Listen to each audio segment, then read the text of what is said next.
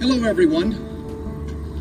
Welcome to the city of Colorado Springs, Colorado. I actually used to live here for about 6 years, 30 years ago, but that's beside the point. Behind me is a building that is a point of nostalgia from my life. This building was named Musashi. It actually closed about 2 years ago.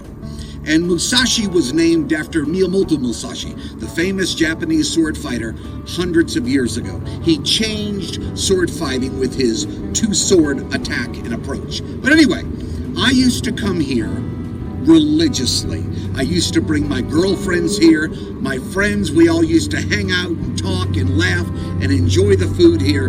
This was my start of Japanese cuisine. This right here was the nucleus that made it possible.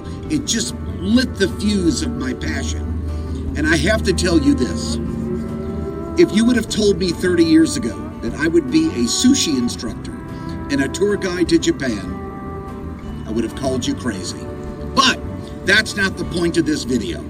I was in Aspen, Colorado 2 days ago, and I'm bringing a group of 15 people from Aspen to Japan in about 5 months. And one person is taking all the notes from the meeting, and I'm talking to everyone else, and he's jotting down ideas and notes and the whole bit. And at one point, they're looking for hotels. And they couldn't make a decision or find ones that were really any good. And I said to the guy on the laptop, just type in Eki, E-K-I. Why? Does that mean hotel? No, it does not. Just type it in. Boom! 12 hotels popped up. About 20 minutes later, we're going through some more options. I said, type in Higashi Guchi. Why? What does that mean? Hotel? No, it does not mean hotel. He punches it in, Higashi Guchi. Boom! 10 more hotels pop up. About a half an hour later, right before the meeting is over, type in Kita, K-I-T-A. Boom! 8 hotels. There are certain terms in Japan that mean things. Either they identify something or they mean something is close by. Are you with me? There's about 10 that are important. So this video will be entitled 10 Japanese terms you must know before going to Japan.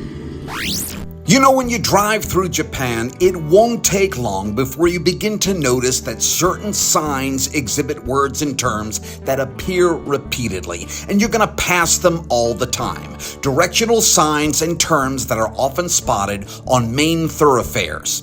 Now, if you're an inexperienced traveler, these words might appear random or even irrelevant. You might even think to yourself, well, maybe they're just buzzwords, slogans, or terms that are meant to entice or motivate you. Well, my friends, they aren't. In fact, they form part of a consistent, practical system used throughout Japan to describe direction and location. And by learning what these simple terms mean, you can unlock the benefit behind Japanese navigation and find your way through even the busiest cities and to your hotels with ease and confidence. So, if you are planning to visit Japan, this video might be very helpful to you. Let's start with 4 of the most common directional words that you'll encounter.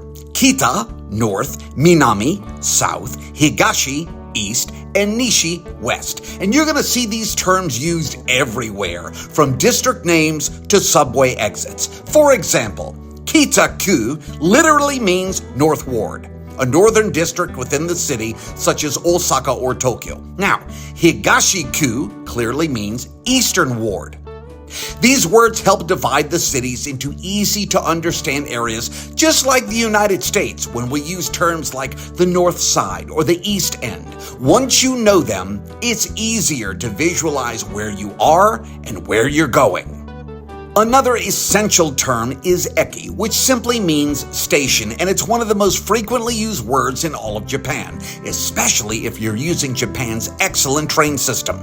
Tokyo eki means Tokyo Station, while Osaka eki means Osaka Station. You'll also notice that smaller stations do it as well, like Shibuya eki or Ueno eki. Recognizing this one word immediately tells you that you're near a transportation hub, and it helps when you follow signs or train announcements that often include the word eki. So, if you're searching online for a hotel and you see something named Prince Hotel Shinjuku Eki, Well, it means that the Prince Hotel is close to the Shinjuku train station. Do you see how easy that is? And, by the way, the word ekimai means in front of the station. The word Guchi literally translates to the word mouth, but in Japanese signage it means entrance or exit. This is especially important in large train stations, which can have several exits leading to different streets and districts. Now, imagine this is a city in Japan, and this is the main train station for the area. The exits are often paired with directional words to make them more specific. For example, Higashiguchi means east exit. Nishi-guchi means west exit. Kita-guchi means north exit. And Minami-guchi means south exit. So, if you're meeting someone at Minami-guchi, that means it's the south side exit of the train station. This can be remarkably helpful when dealing with a busy train station. Another helpful term is the word Koen. Koen means park, like a city park. Check this out.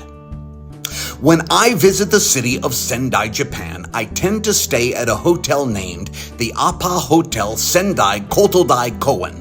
Now, from my personal experience as a tour guide in Japan for more than 20 years, I can easily break this down. The Appa is an international hotel chain. That's the name. And it's clearly a hotel. And it's located in the city of Sendai, Japan. And the word Koen means park. So Kotodai Koen means Kotodai Park, which means this hotel, the Appa Hotel Sendai, is near something named Kotodai Park. And if you hop on Google Maps, here's the hotel itself and check it out for yourself. Bam! There's the park. Here's another great example. Let's pretend that you're booked at a stay at a hotel named the Shinjuku Higashiguchi Eki Hotel.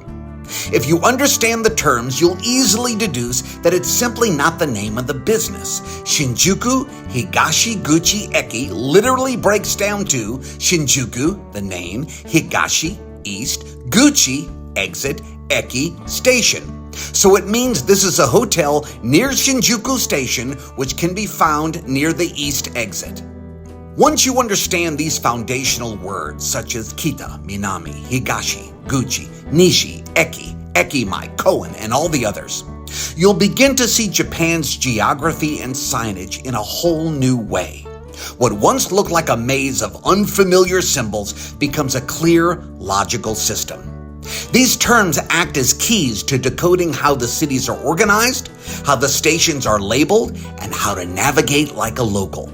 With just a few words under your belt, traveling through Japan becomes not only easier, but more immersive and rewarding.